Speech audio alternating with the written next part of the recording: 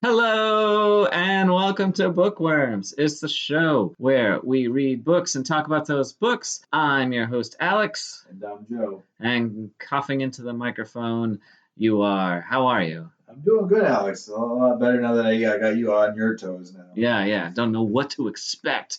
It's twists and turns. The plot has shifted on me. Yeah. That's all I got. All right, go on. It's your episode. Take it. So, Alex, it was, as you said, my episode. What book do we choose? Or I choose? Do you know?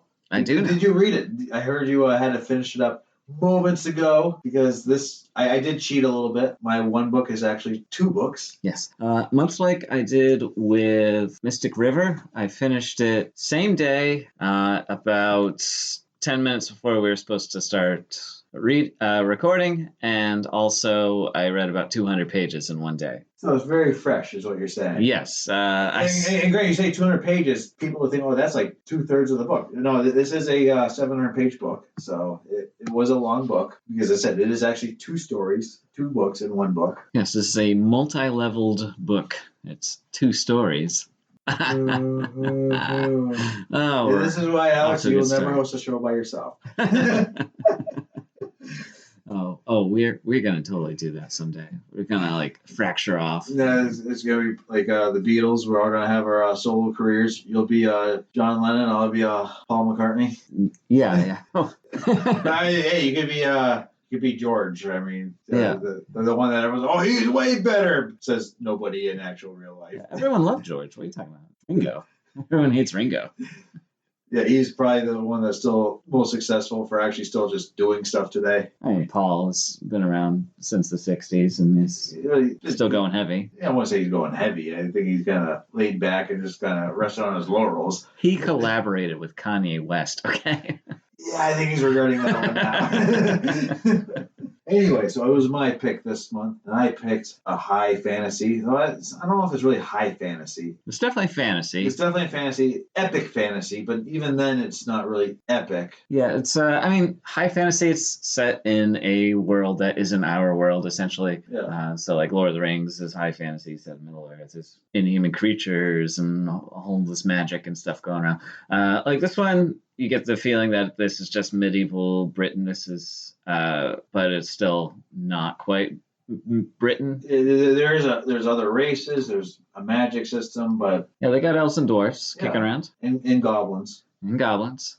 And a wizard with no hands. Yeah. So the book I chose is called Theft of Swords by Michael J. Sullivan. Yes, and I was really excited to read this one because, number one, it's a self-published success story. It's one of the early self-published success stories. It was before Amazon really took off with their self-publishing thing. This was all done basically by the author making it successful and doing the crowdsourcing. This is like the first crowdsourcing success that we had. Yeah, there's very few authors who make it in self-publishing. Like you had was it Hugh Howey, the author of Wool. Like Wool set, like he had to set like a website with Wool on it, or at least the first chapter of Wool. Yeah. And like just through word of mouth, they like picked up and up and up, and then you got the publishing deal. Or like look at David Wong with John Dies at the end. He was doing that too. Just publishing a book online, like serialized chapters, and he wound up getting a book deal, not really advertising anything out of it. So it's very rare that people... So Michael J. Sullivan, when they finally did get traditionally published, because basically the way I see it is, when he got this traditionally published, it was a 6-book series that he self-published, and they combined it so that each story that they published was actually 2 of his books. So this is the first 2 books of his 6-book series of a trilogy. Yes, his 6-book trilogy. But what he did was, when he made that traditional publishing deal, I forget if it was the audio or the digital books, he got to keep all rights to. So he made out like a bandit. So any print edition that they sold, the publishing company made it off of, but I believe it was all digital and audio, he got to keep everything. Oh, damn, that's good. So he basically overnight was be able to quit his job and just become a full-time writer. Yeah, that's pretty sweet. Like it's kind of like the Dungeon Crawler Carl there story. You hear about that, Alex? No, that's recently taken off too. Yeah, that was last year. Those all of a sudden hit the market, and his whole series got published all at once. And yeah, that happened with Lore Olympus. this also. It was just like an online thing and massive book deals. Yeah. Came. And people are eating it up. I mean, so it's working out. So people that want to self-publish, it's still extremely rare that someone hits it big, but if you write a strong enough story, there is a chance. Yeah. And even if it doesn't take off for you, it opens the door to a lot of other opportunities. Like a lot of self-published authors can make a bundle, like doing talks, go to making school visits, things like that. So even if you're not, top on the bestsellers list, there are other avenues which you can take when you self-publish. So it's a pretty sweet deal. Like sometimes you self-publish and then you can start a podcast with your brother and really still not make any sense. Yeah, really start not raking in the Benjamins. Yeah, that was a argument I used. Alex, you're going to sell a lot more books if we have a podcast. And you're like, really? That sounds like a great idea. Yeah. I'm not going to show you my sales this week. All right. So. I know we've already talked about it, Alex, but the cute thing about this whole publishing deal was Michael J. Sullivan. The reason why he wrote the first book, it was a birthday present to one of his daughters, who was in her teens, and he writes the book for her birthday, gets it done, hands it to the manuscript to her, and she says, "I refuse to read this until it's actually a published book. It has to be a real, what she called a quote unquote real book." So then he had to basically within a year figure out how to self-publish. And again, this is, I forget when this was published. It was said before Amazon did their whole self-publishing like thing. 2011, I want to say. 2011, first edition. So this is early on. No one knows how to do this sort of thing. He has to figure out how to get it truly edited. His wife does a lot of his editing. So that's a huge bonus for him, because that's, I think, one of the biggest expenses that a self-publishing author has to deal with is solid editing. Because that, basically to get through, there's usually 3 levels of editing, I believe. Alex, you would know better than me. Yeah, I mean, there'll be a lot of like back and forth between. But there's 3 tiers, 2 or 3 tiers of editing. So you got your concept. Yeah, concept, content, and then there's also just like copy editing. Yeah, copy, your line editing. And that can run between $10,000 to $15,000 per book if you're going to go self-publishing. If you go traditional publishing, they'll give you that some level of that, though they're finding that it's cheaper just not to do that anymore and put it on the author to have to do that. So it is the lines are blurring a little bit in that differentiation of traditional publishing versus self-publishing. But you're talking 10 to 15 grand on average to edit a book. And so him having a wife that is able to do a lot of that for him is a huge money-saving thing. But then it said having to learn how to self-publish when you don't have Amazon to just, give you the easy button. And now you have a whole slew of new companies that are trying to break into the market that you can go into and do that. It's publishing has never been easier and cheaper. But yeah, the editing and the basically the artwork for the cover is going to be your biggest expenses, and then the advertising for it. And the way he got this published was crowdsourcing. So again, everyone knows Brandon Sanderson and his crowdsourcing book, so he doesn't have to deal with traditional publishers. So he can write he claims he can write what he wants, even though we all know he could just do that anyways because it's Brandon Sanderson. Yeah, I think at this point he doesn't really need to worry about crowdsourcing. But this is one of the original crowdsourcing success stories for publishing too. So because I know a lot of people have been burned on the crowdsourcing early on. Because I'm going to write this book, and then it ends up either being total garbage because they didn't get edited correctly, or they abandon the project. They abandon the project and keep the money. So this is one of those success stories, and he still does the crowdsourcing for all of his books. All of his books are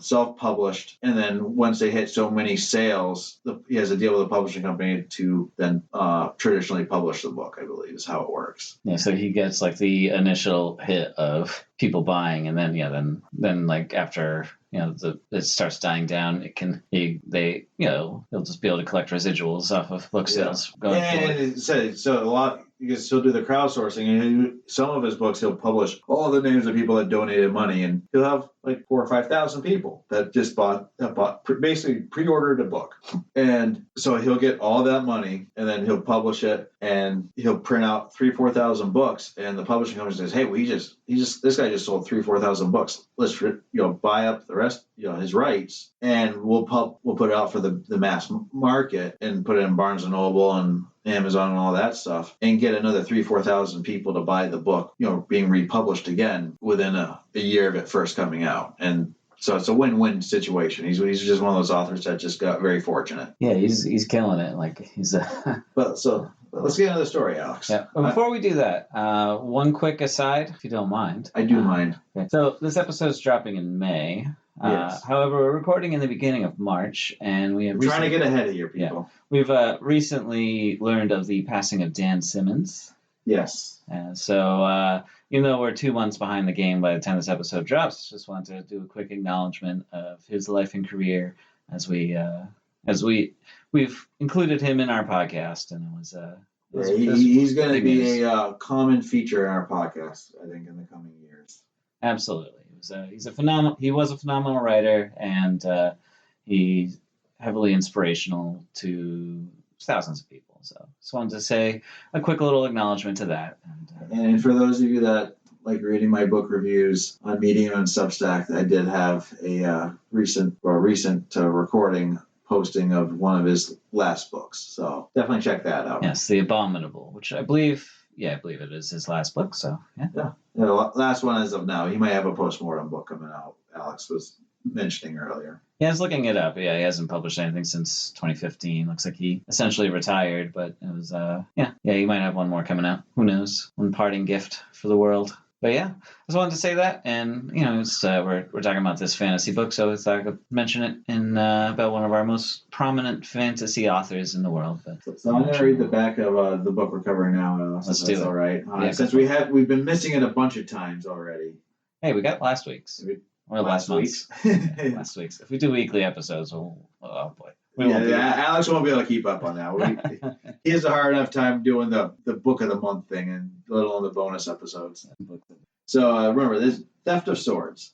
They killed the king. They pinned it on the two men they chose poorly. Royce Melbourne, a skilled thief, and his mercenary partner, Hadrian Blackwater, make a profitable living carrying out dangerous assignments for conspiring nobles until they are hired to pilfer a famed sword. What appears to be just a simple job finds them framed for murder of the king and trapped in a conspiracy that uncovers a plot far greater than mere overthrow of a tiny kingdom. Can a self-serving thief and an idealistic swordman survive long enough to unravel the first part of an ancient mystery that has toppled kings and destroyed empires? And so begins a tale of treachery and adventure, sword fighting and magic, myth and legend.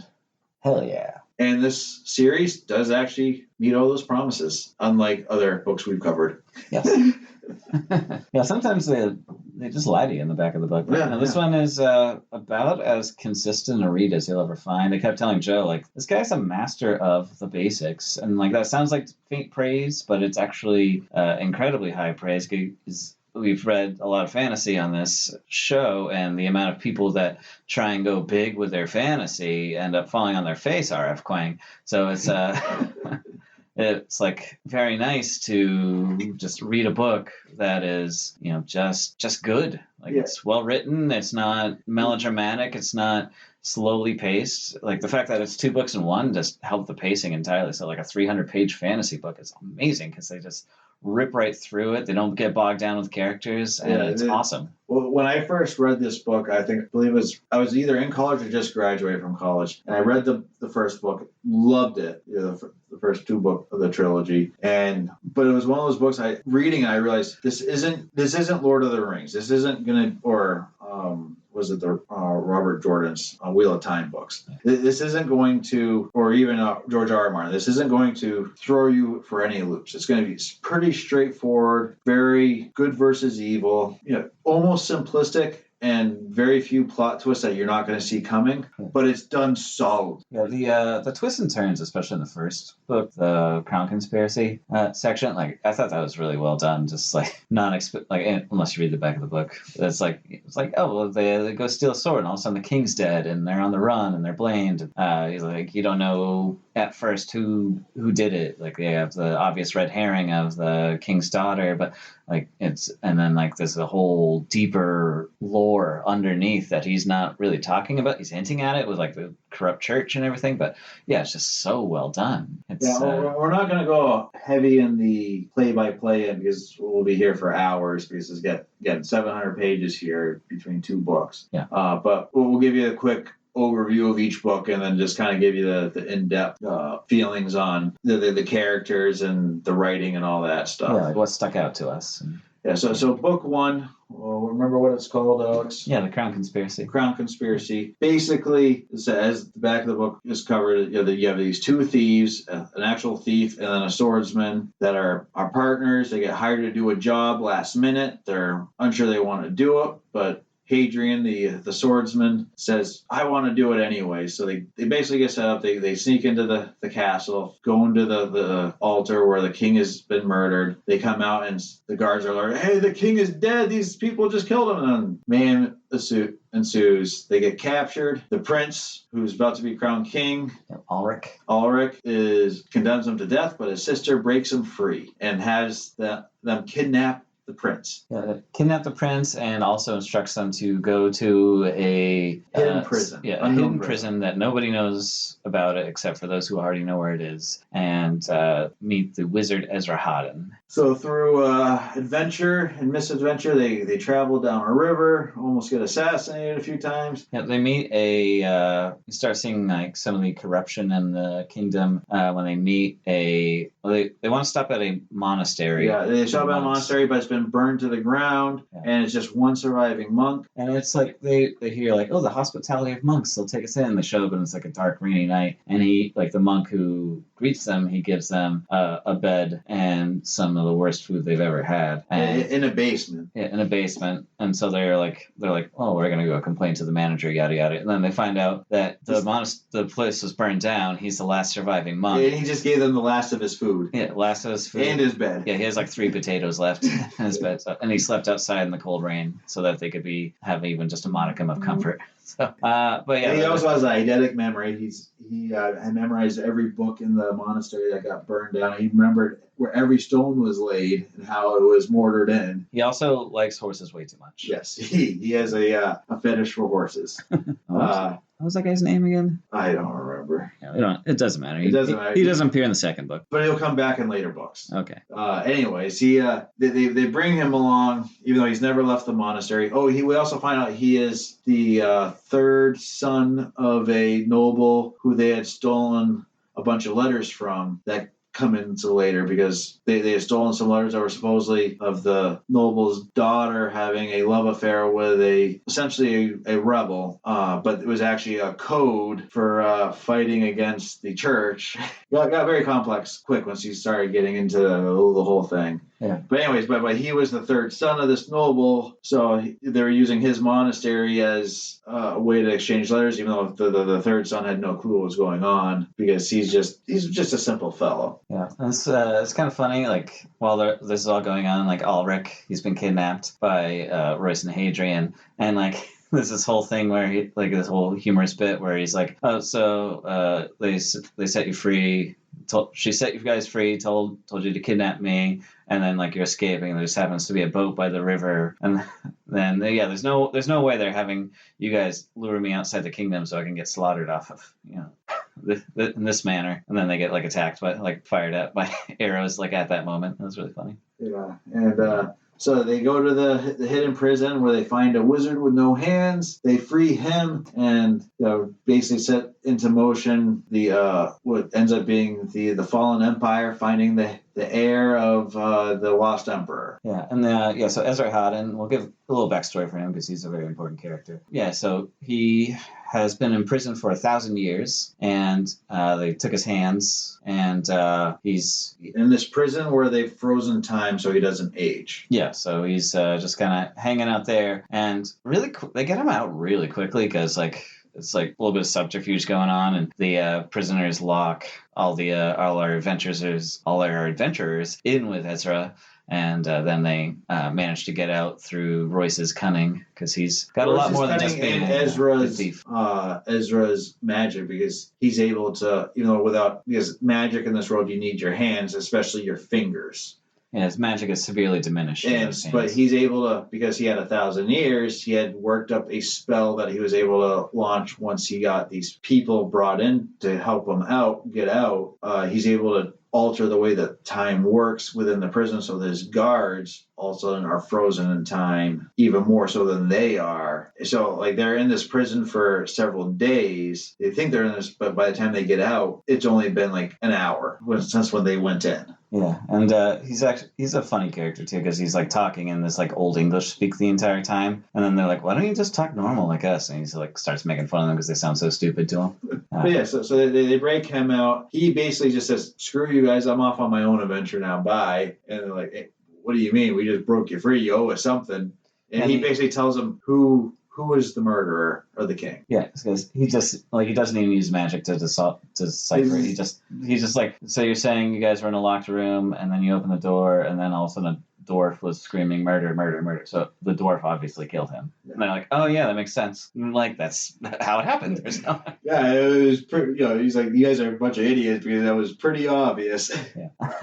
So they had to go back to the kingdom now, but on their way back, the prince finds some thugs that are claiming to be the royal guard, and he goes with them. They try to assassinate him once they get him away from prying eyes, but Hadrian's like, we gotta help him. Yeah, we promised to help him, and Royce is like, God, fine. Quick little character thing. Royce is almost entirely, at least on the outside, motivated by money, whereas Hadrian has this like do-good streak to like offset the the thieving and the killing that he does. He sometimes will help people for no reason. So like even though they just perform their service and they're not getting paid now, he still feels this urge to help Ulrich. Yeah, so they help him. They get the townspeople to help him. They slaughter all the thugs and they bring him back to the castle themselves. Yeah. Well, there's they stop off at Count Pickering's place. Oh yeah, the Pickering's place. Yeah. So the Pickerings are world-renowned swordsmen, and they basically form an army to retake the castle, I guess. Yeah, so Count Pickering, he was actually the person who Royce and Hadrian were hired to steal his sword originally. But yes. Because so they actually had stolen his sword before. And in the meantime, what's the sister's name? Arista. Princess Arista, who had helped Royce and Hadrian escape. That red herring is quickly stripped away as we learn who really orchestrated the king's death, which we're pulling a full Hamlet here. Guess who it was? It was Cousin Percy. Yeah, Cousin Percy. Percy, gosh, there's so many names. Percy Braga. So many names. I have like a list of names I'm looking at here. Percy Braga, who's also an experienced swordsman. He's like bragging about how many awards he's won for his swordsmanship. Yeah, basically the war in that world. There's been very little war, so it's down to basically medieval jousting and sword fighting competitions. And so you have the Pickerings, who have one of the remaining Teshlar techniques of sword fighting, which is supposedly unbeatable. Or it was three techniques out of the 5. And they notice Hadrian is familiar with that fighting, including the 2 that were supposedly lost. Yeah, so there's way more to Royce and Hadrian than meets the eye, that they, especially in the first book. So yeah, like Hadrian is more than just an expert swordsman. He is like the best swordsman in the world. And but he's also a nobody, and they're all the nobles are like, who are you? Yeah, and Royce is way better at picking locks than any rogue should be. Like he is an absolute master of that craft. Yeah. And he seems to be able to get, like with the prison break, he's able to escape from this top secret prison that held a powerful wizard for 1,000 years, and he's able to get out. And he's broken out of several other prisons that are supposedly unbreakable also. And they're like, that shouldn't have been possible. Basically, any Alcatraz you give him, he's out in a matter of minutes, kind of thing. But anyway, so there's a big battle. A tower comes down, and the thieves. What's their little band called? Riyria? Yeah, Riyria. Riyria saves the day, and they're awarded a boon of whatever they want. Yeah, so they basically, Ulrich, he exonerates them from any previous wrongdoings, gives them some money, and they go their separate ways. He wants to appoint them as like the king's royal guard because they kept him safe the entire time he was out there. That was like one of his promises, like, get me through this and I'll make you yada yada royal guard. They kind of just come and go though as they please beyond that. But so basically what it sets up is they now have a kingdom of safety that they can set up base, and they're gonna have royal backing of if they ever get into trouble. Because Ulrich is now king. We find out like the church church they were kind of orchestrating the king's death and trying to put... This book does religion really good. Yeah, it's very like corrupt. Like think like Catholic Church at its worst. Yeah, medieval era, with like the popes being like super corrupt and like taxing people and not really serving their purpose as intended and using their status to gain power and influence. So the church is doing that. They essentially orchestrated the king getting killed so that they could move Percy into that spot and have him be like their puppet essentially. But that fails when Percy gets his head chopped off. Yeah, they also have was it Chadwick or an archduke or archbishop, marquise or whatever from a neighboring kingdom that they're trying to set up into power, and it gets all very overly complicated. And he does a good job, like almost scaffolding it, like peeling or onioning the thing, just peeling back layer after layer as the books go along. Yeah, I've only read the first two. I mean, it's pretty obvious from the beginning, like, oh, the church is corrupt. But the level of corruption that they're going for, where they're trying to manipulate entire kingdoms. Yeah, because in this first book, we don't really hear a lot about the church. We know it's there, but then by the end of it, I was like, oh, we got this whole church plot going on. And then book 2 is all about the church. And again, it says it's like a medieval Catholic corrupt church, but it's just really well done. Where you're not saying to yourself, "Well, this is just a ripoff of Catholicism." It's a lot deeper than it's got its own history to it, essentially. So I know we really rushed through the book 1. I think it would be important to really get into a deep dive on Royce and Hadrian now, though. I think explaining those two, because we learn a lot more about them in book 2, but I think now is a good time to kind of get into that background on them. Yeah, the book is like, book 1 is just a simple quest. Yeah. So it sets it up so that we can meet the characters, essentially. Because, keep forgetting the daughter's name there, but Arista is a prominent character in the second one, and Royce and Hadrian are prominent, and Ezra Houghton are prominent, but like all the other characters kind of go away. Like we see Ulrich in one chapter. Yeah, we get the Pickering brothers for a little bit. So Royce, as we said, is the thief. He came from the Black Diamond gang, broke out of all these prisons, and hates dwarves, and he's part elf. We find out it's hinted at book 1, but it's told to us in book 2. Yeah, he's able to get into an elven castle, and that has magical wars that keep everyone else out. So he is essentially basically Hadrian and Royce are kind of Mary Sue in that they're just too perfect all the time. Royce for all of his murdering intent, because he doesn't mind killing people by any stretch of the imagination. Even he's good at heart. He'll slice your throat, but it's because there was something you did wrong, or it was for a serious profit. It's not. He at the end of the second book, he extends mercy to Magnus the dwarf who killed the king, because Magnus helped Hadrian survive the battle with the monster and everything. So he's not. They're not, even though they appear black and white. They're not black and white. There's lots of shades of gray, but they're definitely good. As we said, Hadrian is this master swordsman, and we get a little bit more background of him in the second book, where we find out that he was basically a commander of a company of mercenaries. He did a lot of battling in this far southeastern land, and he's a son of a blacksmith who made weapons. And so, we spoil this stuff all the time. I'm going to spoil this now. So the church, we find out in book 2, is looking for the heir of the old empire, which is all these small kingdoms have broken apart after the emperor was assassinated and his family was spirited away. And it's this big thing between who is guilty of the falling of the empire, the church or the wizard, Ezra. Ezra was imprisoned for the death of the king. Yeah, the death of the emperor. Death of the emperor, yeah. And so we find out that the child emperor, the emperor's son, was spirited away by the Templars of warriors who were his personal bodyguards. And the church is claiming they're trying to find the heir so that they can bring back prosperity and empire. Alex, who do you think out of the cast of characters you've met in book 1 and book 2 is going to be the emperor? I guess it would make sense that it's Hadrian. You never know. Really? Hadrian. Is that your final choice? Going once, going twice? It could also be... So! I said it could be either one, but I'm pretty sure it's Hadrian, because Royce is revealed as half elf. So it's Royce. It is Royce? It is Royce. Okay. Because we find out the emperor was elvish. Oh, okay. And he was actually the emperor that got assassinated was actually part elf, but the first emperor of the empire was full elvish, married a human woman, and the elvish bloodline got watered down. Because as we find out that a lot of elves in this world are actually half-breeds or, very watered down. And so like Royce, you can't tell he's elvish, but he's got all these signs that you know because he can see in the dark. He can hear better than anyone else. He's got all these just weird talents. Hadrian, what do you think he is then? Oh boy, if he's not the heir? Yeah.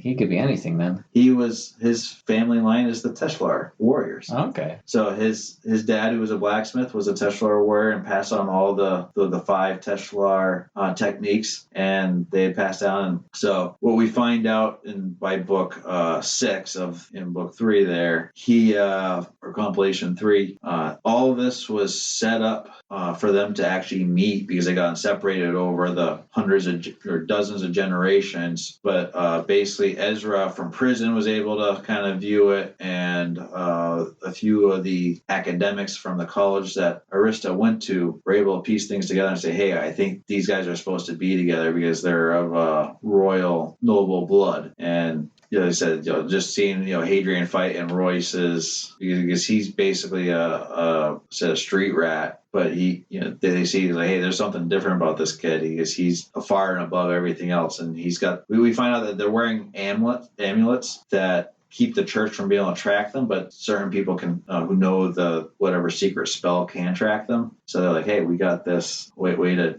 kind of pin it on them. That kind of explains why they mention the amulet right at the end of the book too. Yeah. It's like you've been wearing this and we've never really mentioned it. It's like, oh yeah, my dad gave it to me. Yeah. It's like that's a weird way to end the book, but okay. But yeah, so everything is tied together. Because I thought maybe it was Ulrich and Arista were actually the emperor's offspring, and the way they were set up in book 1 and then brought back in book 2 of the first compilation here. They stay, especially Arista stays very prominent throughout the whole thing. Let's get into the plot of book 2. It's book 2, Avon Partha. Yeah.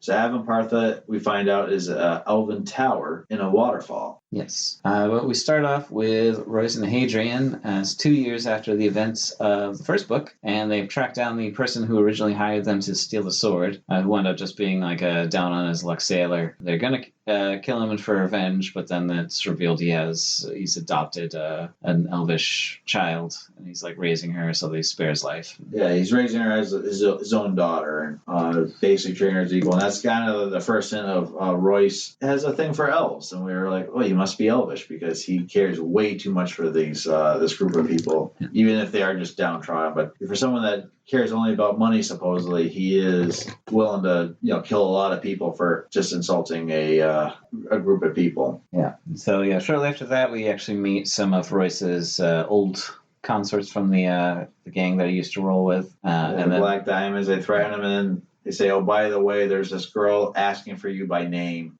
Looks like a ragamuffin. Go to her and get out of our city before we have to kill all of you. Yeah, and so they go and meet Thrace. They save her from being assaulted. And then she tells which automatically puts her in Hadrian's ballpark of, well, we got to do the good deed. Yeah. But she also convinces Royce to come back with her, even though there's no money involved, but because she intrigues him with we need you to steal a sword. So both, it's after the name book, Theft of Swords, because they're stealing multiple swords here. Yeah, both books are centered around them stealing swords. But basically, she says it's this elven tower that the sword is in, and there's a beast guarding it. Yeah, it's they don't give it away right away that they think it's a beast that's stalking the village of Dahlgren, where Thrace is from. It's killed her entire family except for her father, and they wanna get rid of it. So they ride down to Dahlgren. Yeah, and meanwhile we go back to Arista, and thinks she's being married off to some crinkly old noble, but really her brother's making her ambassador to one of the northern kingdoms, and she has to travel with the church to deal with this kingdom who's very sexist and wants nothing to do with her. Yeah, but that's where we meet Salder. Yeah, we kind of skipped over the part of the first book with her because she was going to get burned as a witch after she found out Percy killed her father. Which she technically is a witch. She is a low-level wizard. Yeah, she studied with Ezra while he was in prison, so she knows a little bit of magic. So she went to a university, and through the university, she was able to discover Ezra, who then, it wasn't clear if she ever went to the prison. It kind of sounded like she did, but other times it didn't. But she was at least able to talk to him through visions. Yes. And he was able to school her in very basic magic. Yes, and like he can only teach her so much because he doesn't have hands to do the. Yeah, he's doing it from a distance. Yeah, it's picture your favorite Zoom class during COVID. That's basically what they were doing. Pretty much, and remember, this was in 2011 before Zoom was a thing. So they Skyped in, But anyway, so she's going, and she got this new handmaid that very clearly is. No, who she says she is clearly a spy from the church. Yeah, and she's like desperately trying to convince Arista to just get married. Yeah, and so they're traveling. They have a bad meeting with the king that they're supposed to be meeting with, where she's basically dismissed outright. And then they go to this town where there's going to be a big competition to name the heir of the new empire. Yes, they all go to Dahlgren. And like Hadrian and Royce, they've been in Dahlgren already. They met up with Ezra. They met Thrace's father, who's basically, since he's lost his entire family, he's got like just like a suicide quest. He wants to. Even though he still has his daughter. He's blames her for the slaughter of the rest of the family, his wife, his son, and his son's wife and infants, because she left the house when the beast was flying, and she brought the beast to their home. So he blames her, and he wants to die. But we find out that this sword is a magic sword where this beast can only be killed by this sword. Yeah, a little Deus Ex Machina, but yeah, it's the sword is inside Avanpartha, so they have to find their way in there and get the sword, slay the beast. So Royce is spending days trying to figure out how to get in, because this is giant tower in the middle of a waterfall, and they can't find a way to get to it. The waterfall is too powerful to actually get to the tower without basically being crushed by tons and tons of water and dropping hundreds of feet. And additionally, there's no doors to get in, even if they do make it. Yeah, so he can't figure it out. Then they find the dwarf Magnus from book 1. Yeah, that's one flaw in the book, is they have no real reason why he was there. But yeah, they just find him in the middle of the woods. So the reason why he's there is the church hired him again to build the sword. Oh, that's right, yeah. But even still, like, why do you have to be there in the middle of the woods? Because he needed this sword so he could copy it. Because so the sword has writing on it. Yeah, the writing's what magicifies it. So he wanted, and his excuse was he needed to see the actual sword because the drawings they had of it were very sloppy. So he said, if to get the perfect sword, and what we find out is there's writing on both sides of the sword, and then only had the writing on one side of the sword. Yeah, but he had made the sword and given it to the church, and they gave it to the person that they wanted to establish as emperor, and it didn't go well. Yeah, it didn't go well. So basically, it's a dragon that's not a dragon. Yeah, it's a Galerabrin. That's what it's called, which is unique to this book. You won't find Galerabrin anywhere else. And it's actually, so there are 3 sets of prequels to this set of stories, and they actually get into the detail on how these creatures are made. And the one that they actually kill in this book is the one that they create in one of the other books. Oh, really? To defeat the elven army so that humans can rule the world. Yeah, and it's basically they're manifested through magic, and you have to commit a massive sacrifice in order to conjure it. Yeah. To conjure, basically, you had to kill something that you love, the thing you love most. Yeah, so remember Thanos and Infinity War. Yeah. So again, this was written before that, so no wonder where they got it from. But anyway, so they had to get this sword. Eventually, the dwarf knows how to get in, but he can't get in there because you have to swim under the river. Yeah, he finds the path under the river to get there. And so Royce is able to get them in. They get to the tower, and Ezra's like, Royce, you have to invite us in. Yeah, like, what do you mean? Speak friend and enter situation. Yeah, and it's like, only elves can enter the tower, but if an elf invites a human in, we can come in. So he invites them all in. Ezra wanders off. He disappears doing his own mission because he's there for something else. We don't really ever get why. Yeah. He's very secretive. Yeah, and Royce goes up to the top of the tower where the not dragon lives and finds the broken sword. You have the Galera. It has it's a very smart creature. It's dragon-esque. It's basically just a dragon. Yeah.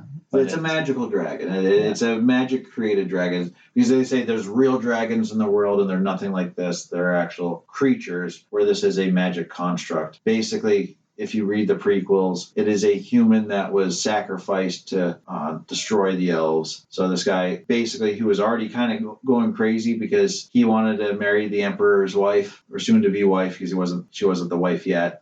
She sacrifices him because they actually do love each other, but he is needed to win the war for the humans. Otherwise, the humans are going to get wiped out. Yeah, and so he's been around for thousands of years with unable to create new memories, and it's just like, I gotta save the woman of my dreams. Yeah.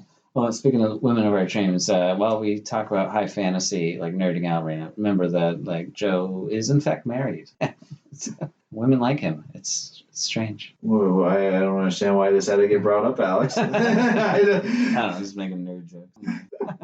But yeah, so Royce finds half the sword. Yeah, and he determines that the Galera is sleeping on the other half of the sword. So he brings the half a sword down. The Galera freaks out because it realizes the sword was stolen. Starts destroying the village wholesale. Yeah, and it kidnaps Thrace and Arista. And it's destroying all the competition for the becoming emperor. And yeah, all the knights get absolutely demolished. Even the guy with the fake forged sword. Yeah. He goes to stab it, does nothing, and then he goes. Yeah, it literally can't penetrate him. And so basically they make a deal with the Not Dragon, saying, hey, we'll give you back your half a sword if you bring back the girls. Well, Thrace is able to find the other half of the sword, grab it, and does she escapes or does Arista escape?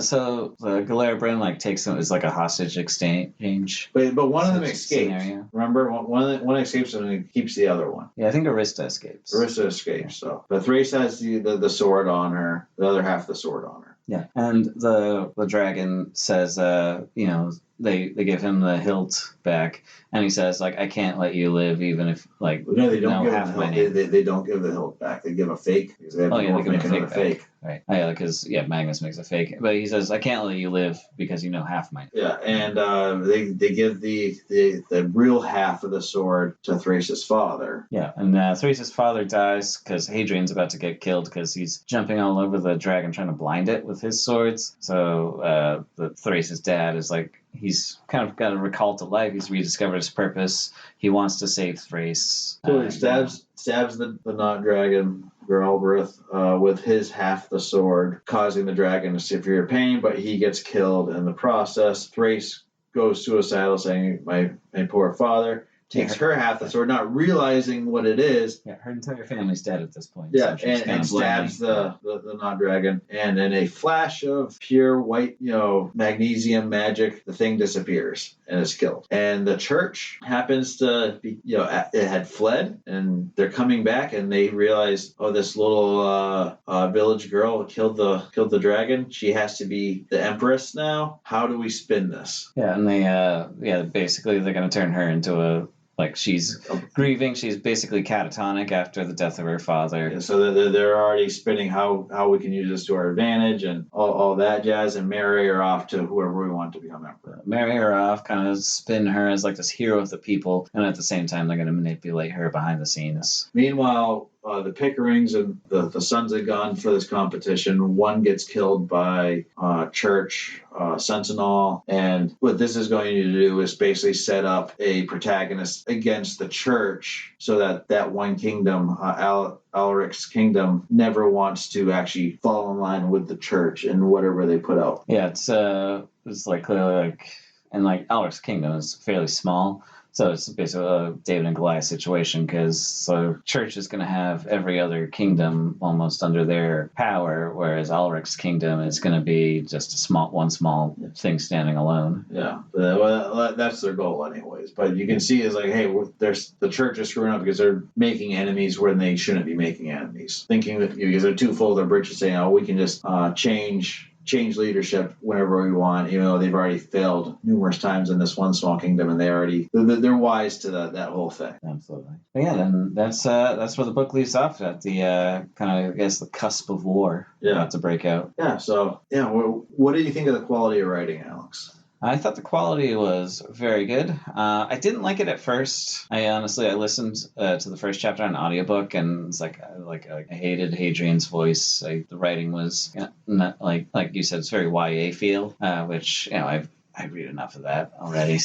But as it went along, it didn't take long for it to get really good. Around the time the king gets killed and you start seeing all the twists and turns, this is actually very smartly written, and there's a lot going on rather than just, a regular old, hero's quest. And there's going to be, the 19-year-old protagonist with something to prove is going to second guess all their thoughts the entire time. No, they're actually they make decisions, live with consequences, and, fight their way through life rather than just being paralyzed by choice. And it breaks away from that YA feel really quick, and the writing is incredibly strong for that. Like I said, it masters the basics with plotting and pace. It holds your hand, but it doesn't tell you how to think. I think it's the best way to describe it. Is that the holding your hand is the YA side of it, where it's hey, we're not going to overcomplicate things. It's going to be an easy read, vocabulary-wise. Yeah, get ready for the character to appear on the page and tell you exactly how they feel. Yeah, but at the same time, it's not going to, what a lot of YAs now do. They can't, there's no nuance. They have to tell you exactly what's going on. There's no room for you to come up with your own theories, where this book allows you to think for yourself. So you know what Hadrian thinks, but it's not being beaten over your head with it. And there's there's enough twists and turns where you don't know who to trust at all times. And so, it's very smart. You got to pay attention, and you can't just glaze through 5 pages and then expect to be able to follow along. It's 700 pages, and it's just packed with action and adventure, and it's really sweet. Who's your favorite character so far? Honestly, I think Royce is probably my favorite at this point. I like Ezrahad and Hadrian as well, but I like Royce, I think, the most. I think my favorite is Arista. I think she's underutilized throughout the whole series. I think she could have been a stronger character, but the first book, I really liked her. And even the second book, I thought they kind of backtracked on her from being this burgeoning aristocratic powerhouse back to just being told what to do and think. Yeah, it's weird because, she's found herself in this position of power, but at the end, she's really kind of reversed, almost like the damsel in distress when she gets kidnapped by the monster. And she did the whole ambassador storyline. She's kind of uncovering the corruption in other churches, and it's more there to reveal just some of the background of what's happening in other kingdoms and their treatment of Ulrich's kingdom versus her actually having her own unique voice and storyline. Yeah, so but I think book 1, she was definitely my favorite character. Yeah, she's great in book 1. She's a great character. Yeah. And as I said, I think she keeps fading further and further into the background as the series goes along, which is unfortunate. I think she had strong potential. Yeah, I feel like the chapters focused on her felt more like padding of the story because she really didn't need to be there. Yeah, honestly, even when she reunites with Royce and Hadrian, it's not this big deal. It's just another person that got rescued. I thought they were setting her up to be, again, this is before the whole romantasy thing came through, but a potential love interest to Hadrian, because we find out that Royce is madly in love with this, I guess, lack of a better term, prostitute. Yeah. But she runs her own brothel, and she's a very successful businesswoman. She's a madam, is what you madam. Yeah, she's from one of the different nations, so she's very exotic. But you get very, from the get go. Okay, this is Royce's love interest. Hadrian is the ladies' man who's just a big player, but he's okay, well, if he's really going to be this noble mega warrior who needs to pass down his bloodline, who's going to be the interest for that? And you got 2 different nobles. You have Arista and then the Pickering's sister, the sister out of their family. And it's okay, is it going to be one of those 2? And then I forget where it kind of just, that whole thing dissipates and we don't get the romance of it. Yeah, and it's kind of unfortunate because you do need an Arista character, because otherwise it's just brofest all the way through. Mm-hmm. Not saying it's awful, but it's you definitely want, I guess, like having a central female character does help the story. So it's kind of unfortunate she was very prominent in the first book and then just became filler in the second almost. Yeah. But I guess otherwise, Hadrian definitely, he's just that lovable kind of character where you're just like, oh, who's a good puppy kind of thing. Yeah, he's your golden retriever. Yeah, he's gonna do dangerous things for no money just because he thinks it's the right thing to do. The one weakness I saw with him was how easily he was goaded into showing off his sword skills. And it's like you're trying to keep a low profile, then you do all these mad sword skills against the best swordsman in the world and make them look stupid. Yeah, the only person he didn't humiliate was Percy in the first book. And that was on purpose. Yeah, it's funny. He was joking with Pickering was like, I saw how well you fight. Why didn't you kill him? It's like, that guy had 20 awards for his swordsmanship. Then he explains in the second book, it's like, yeah, I didn't kill him because I'm a commoner and he was royalty, and you don't want to kill royalty as a commoner under any circumstances. Yeah, and he knew that the Pickerings would, were after this guy and had a blood grudge against him and Percy, and so taking that glory away from them would have caused issues. So you realize he's a better, not only good tactician but good strategist. But again, it's just like, why are you getting goaded into by these essentially teenagers into showing off all your mad skills when it's like, dude, you're literally a thief that needs to stay anonymous. Yeah, I mean, we all want to show off a little bit. It's hard to resist. Yeah, but again, part of him is, he is, you see from the very beginning, he's very boastful about his abilities. But again, like we were talking earlier, these guys are in their late 20s, early 30s, so you think they'd know better. Yeah, and like the initial heist that we see to show off the character abilities when they steal the letters, and he's like, they're firing a bow and arrow across towers with a rope attached to it, and and then they have to shimmy across Hood. Yeah, shimmy across the line and then fire another arrow back to sever the rope. And he's like, and they're like, you fired an arrow in the dark and severed a rope across 2 towers. And he's like, well, it took 3 arrows. Yeah. So yeah. Anything else you have to say on characters or storytelling? I think the only issue I had was it definitely gets bogged down in characters. It's a lot.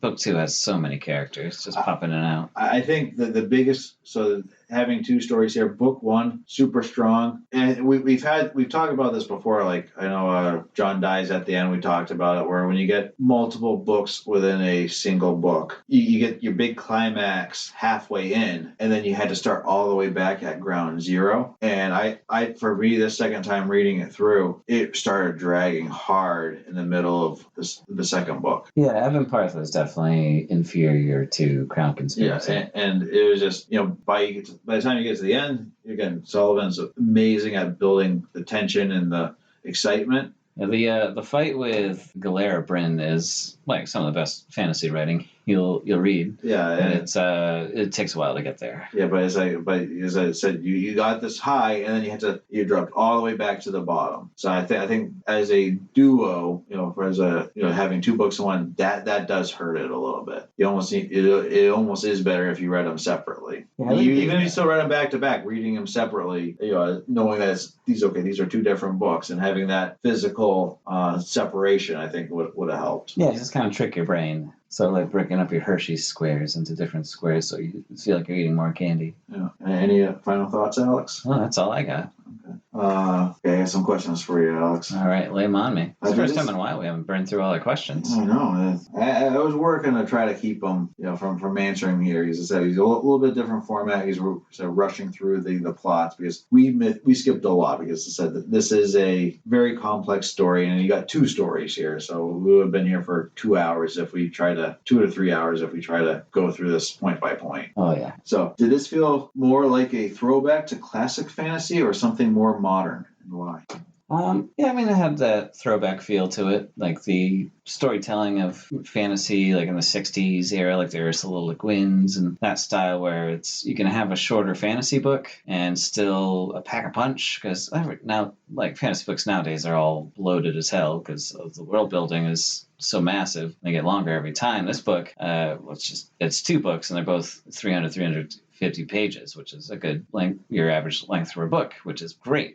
So I think the storytelling is a nice throwback where it's very plot focused. There's enough world building to get you by, but then it just drops into the action and it goes. It's very Die Hard in that style, but it's I think it's still got that modern touch with a little more nuance to the characters. It's not just your generic action hero fights crime. There's more depth to these guys than meets the eye, which I like. So when I first read this book, I read a lot of the interviews of the author. Apparently, he's a big fan of Ayn Rand. Oh, Ayn Rand? Yeah. So that does, once you know that, you start reading and it does kind of come out a little bit at times. Okay. But one of the big things that he says is that he purposely did try to write it to fit more of that older style of good versus evil. It was a rejection of the George R.R. Martin style, grim dark, that was coming out pretty big during this time, where everything is just morally gray and who's really good. And he was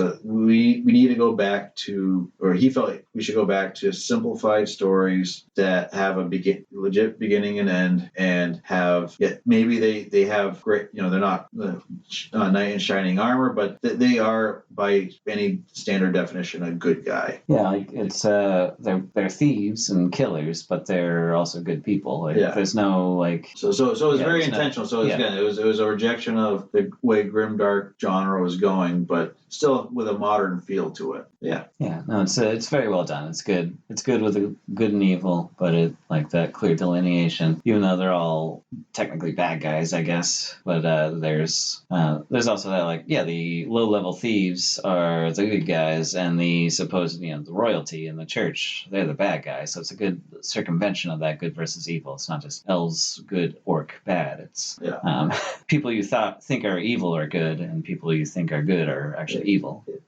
Well, I guess a good way to say is that the thieves are honest, where the church is lying. The thieves are honest, we're thieves. We steal stuff for money. Where the church is like, we're the church. You must believe us. And then they are stabbing you in the back because they want power control. Yeah. It's that line from Pirates of the Caribbean. It's like, me, I'm dishonest. But you can trust me because you can always trust a dishonest person to be dishonest, honestly. Were your expectations met, exceeded, or totally flipped by the end of the book? I would say they were exceeded. I wasn't expecting a ton from it. I was going in, it's my first time with this, so I went in sight unseen. First couple pages, I was like, I'm not going to like this, and then I wound up really liking it. So it's... how come you didn't think you were going to like it? This is one of my recommendations. And I originally just felt like Hadrian was annoying, and that banter that they always have back and forth throughout the book. I was like, this has been done a million times, and yada yada, and it's going to be either too basic or it's going to be too padded out. But then, there's, like I said, the actions, they drop in the action. There's twists and turns. You don't know who to believe or what to think at first, and it unravels throughout. And I was like, this is really well done. Okay, good. I feel like the comedy in this book, because there's a lot of comedy to it. Yeah, it's very Joss Whedon at his best. Yeah,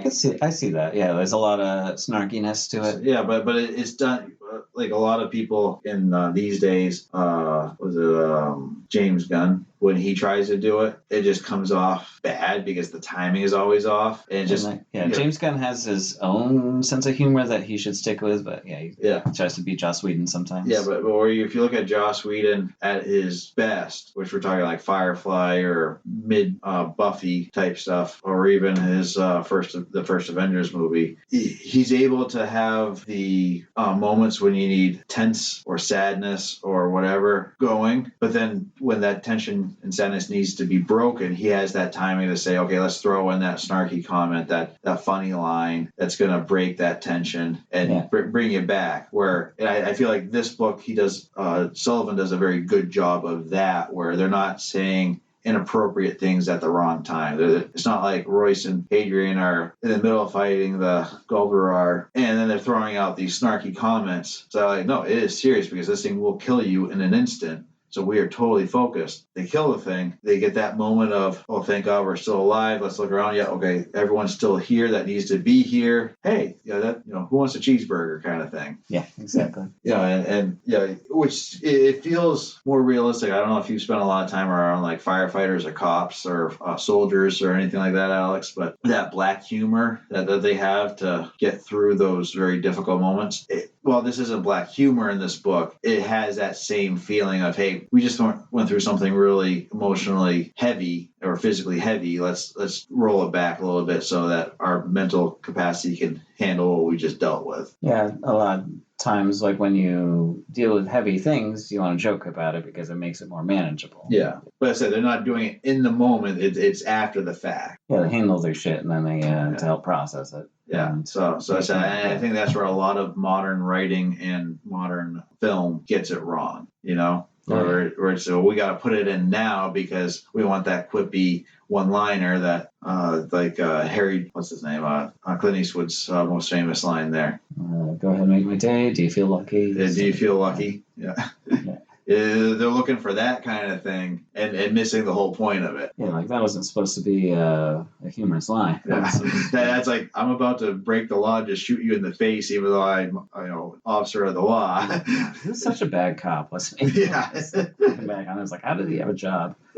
So he's because pointing a it gun was at the a dude 60s, Alex. He's pointing a gun at a dude with a hostage. He says, "Go ahead, make my day." They did try too hard sometimes in that series to give him taglines. Yeah, but that's Deadpool is like, he's reading a fortune cookie. He's like, it says here, you're shit out of luck. I don't know if that's gonna stick.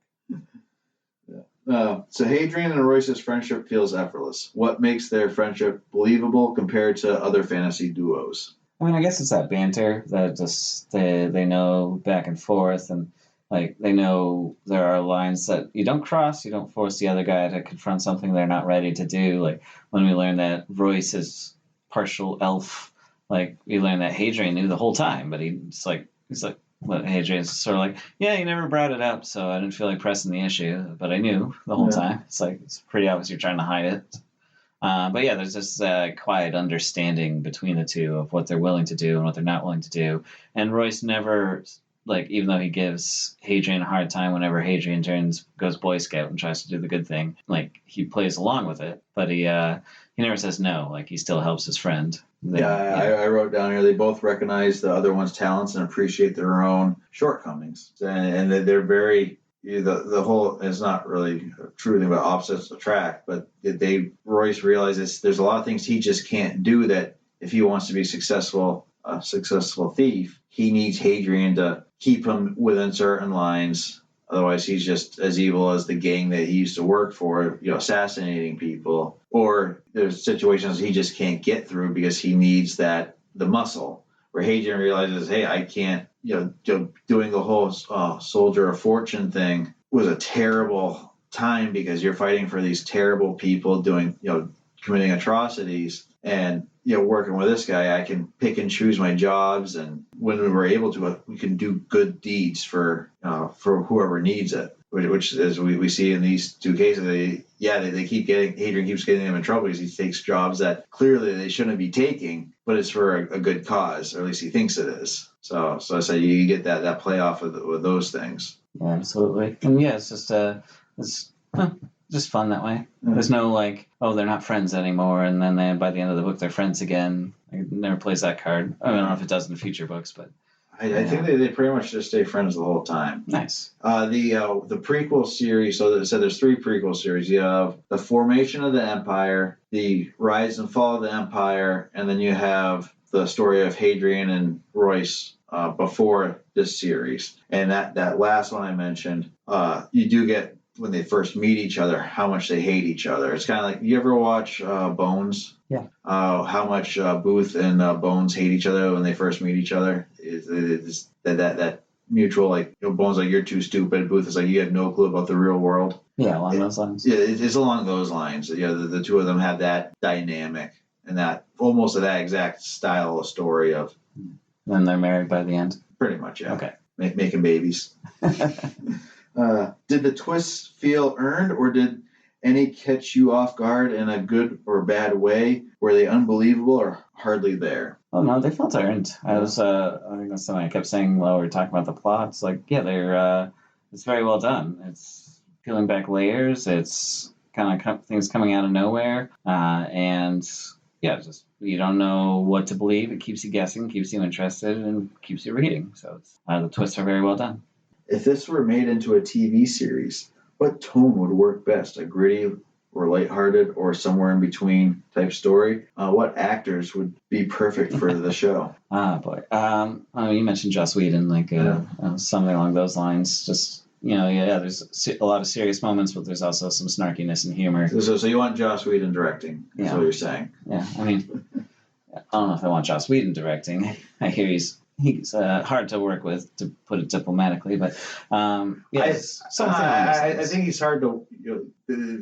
I feel like out of all the evils to work with, he's probably the least of the evils, and he does a good product. I think his intentions. Yeah, the fact that he said the amount of actors from his entire career that have come out and said awful, how awful he is. It's not to get sidetracked on Joss Whedon, but yeah, it's sounds like he's probably not going to get too many jobs in the future. But. No, usually they say how awful he is to work with, but at the same time, but the guy's a genius. yeah. He's made multiple hit TV shows and he's directed huge movies.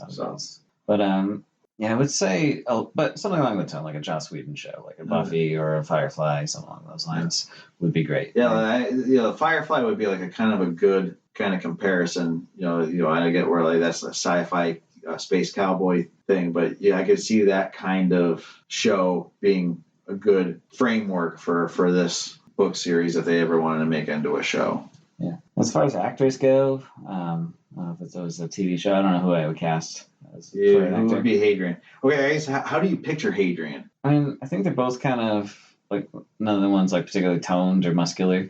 I know they'll have they'll both be jacked with six packs, but no, they're like thieves. They're going to be your everyman characters. They're supposed to blend in so they don't get picked out in a crowd and things like that. So you want that kind of an everyman actor. I don't know why I'm thinking Timothy Chalamet at the moment, but maybe him for Royce, because he's someone along those lines, just a skinnier guy who's.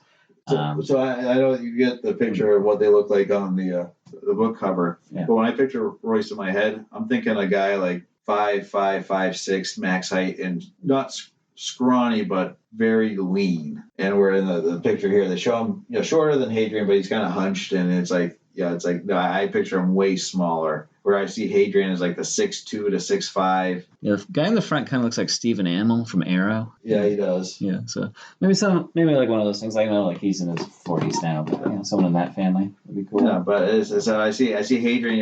Like you said, he's not necessarily jacked, but he's lean muscle. Where he's clearly been a sword fighter and a warrior all of his days, but maybe doesn't get enough meals to really bulk out per se, because he's living paycheck to paycheck essentially for most of his life. Yeah. So I think just skinnier guys who are they're athletic but not jacked, I guess. If that makes sense. Okay. Of course, I went with Stephen Amell, who's absolutely jacked, but it's whatever. Well, Arista, who would play her? Arista, ooh, that's a good one. Let's go with Emilia Clarke. Ezra Houghton. Yeah. So he's 1,000 years old, but he's in his 30s. He's portrayed as still being older than the rest of the group there. So he's I'd say 40s per se, or late 40s. Okay. I'm gonna go older. I'll go 60. I'll go Stellan Skarsgård. Who's that? He is. Oh gosh. You don't know who Stellan Skarsgård is. That's gonna make it hard. What movie or show is it? He's in. He plays He's in Thor. He's the older scientist guy. Okay, I know what you're talking about. Yeah. So he's the kid who plays It. He'd actually be good in the It movies. Okay. He's that's his father, I think. Okay. Actually, Alexander Skarsgård would be good in that. I guess I thinking of him when he feels too pudgy for the role. I feel like you'd almost have to have a guy that's also very lean, because he's been in prison for 1,000 years. And even though he's it's only really been, as far as for me, it's only been 10 years. But it's he's not getting fed. He's getting fed prison food, and he's going crazy because he's been in isolation for most of his time served. And so it's going to be Dwayne Johnson. Yeah, exactly. Yeah. No, I don't know who I cast as him. See what it turned out. But yeah, I like what you think. He's lost a little bit of muscle, and he's lonely. I mean, how is he going to eat? Because book 2, they're talking about how the villagers are feeding him because he has no hands. Yeah, Thrace is spoon feeding him his gruel. Does this book stand well on its own, or does it clearly feel like a gateway to something bigger? And does it hurt the fantasy genre to have these massive, never-ending series? I mean, this is 6 books. It's actually... But it's like, as I kind of said, the whole world, we're over 20 books true. Now. Okay, yeah, it's all set in the same world. I think I'm a very big on just read the original series, like all the supplemental stuff I tend to skip when I get into stuff like this. I do think if you get too into it, it does hurt because like the more you explain, the less, I guess, magic there is in it. Whereas like, yeah, you can read, I mean, even Lord of the Rings has supplemental materials, but you can still just read the books and have a good time with it. But so I think just like the 6 books is fine. It does get a little carried away. It's like, all right, you're doing this, and this. This is starting to feel like a cash grab now. Whereas, just a decent series with a clear beginning, clear end. I think that's really all you need. I think the first book here, the part 1, is a very good standalone book. Clearly, by the time you get to book 2, it's like, hey, this is clearly going to be one of those longer series that just doesn't really have a clear ending. One thing I really enjoy, it gets annoying, but at the same time, it's really clever.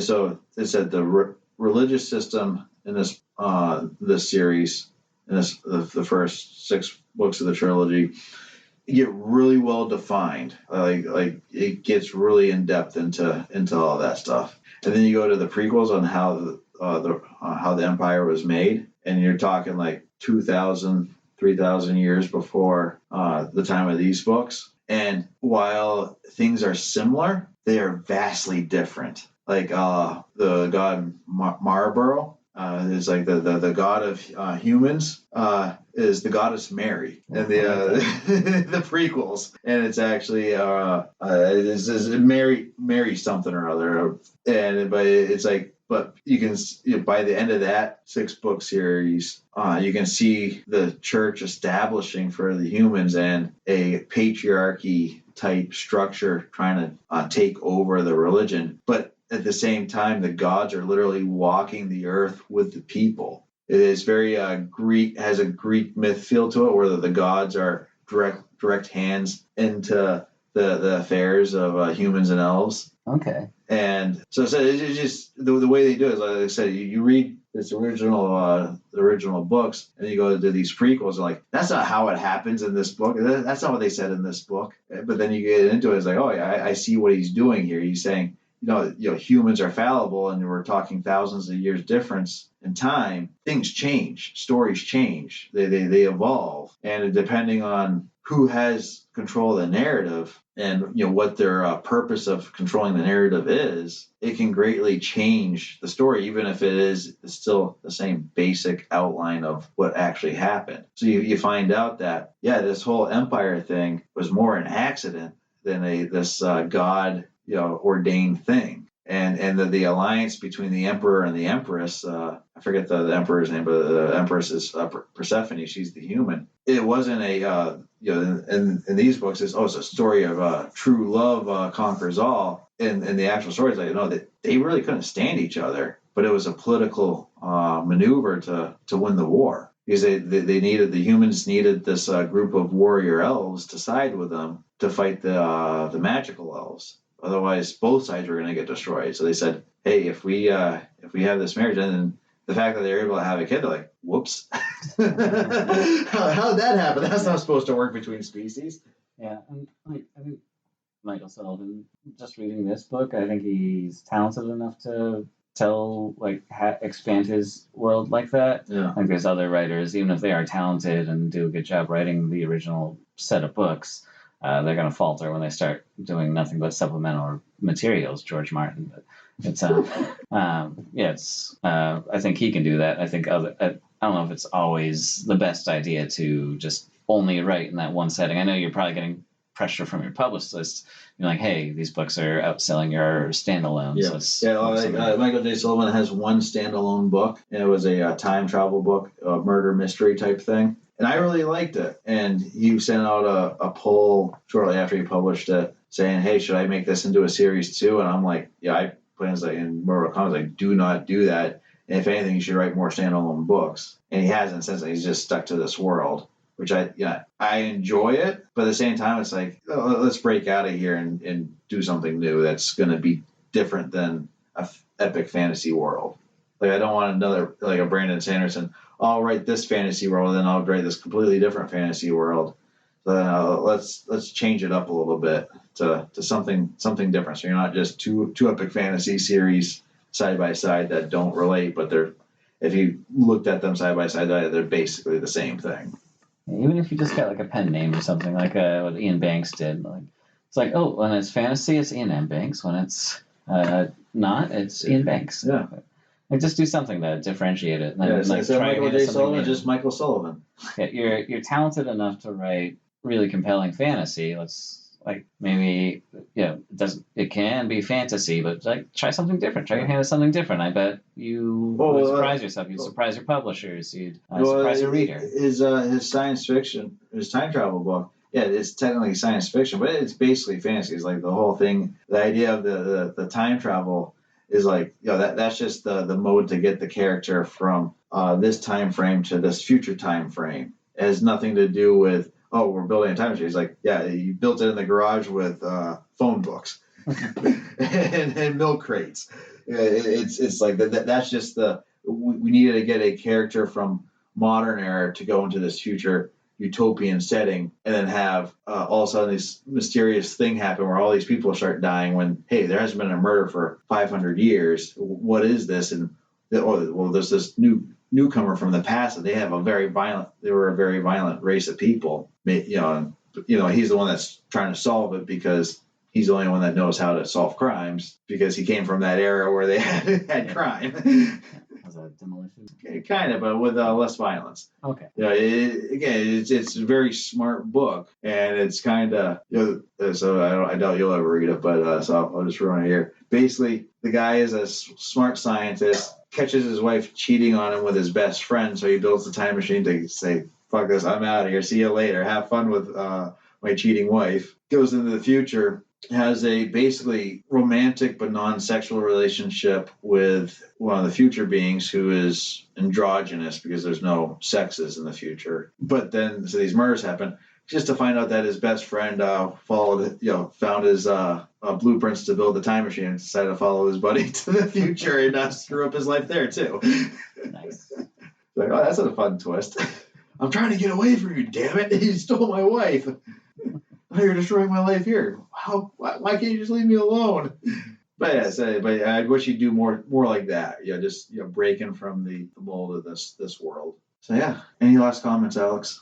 No, that's what I got. I recommend this book. I think it's good for even just casual fans of fantasy. Give it a try. It's a good book. How many stars? I give it 4. 4? Solid 4? I gave like the first book 4 stars. The second one like 3.5. Okay. Yeah. I think for me it's like a 4.5. Where the first one's like a 5, and the second one is a more of a 3 3/4 kind of thing. Okay. Sounds good to me. All right. Well, that was Theft of Swords, and we got a book next month. Did you know that? I did not, Alex. Oh, yeah. The show will continue. Damn it. I was hoping to get out of it. Speaking of different fantasy worlds. Alex has this thing where even though he gets the first book, whatever book I pick, he has to then copy me for genre afterward to try to show who's got the better taste of that genre. Yeah, well, that's not true necessarily. Like, you did David Gunn, and I went with Mystic River. Basically the same thing.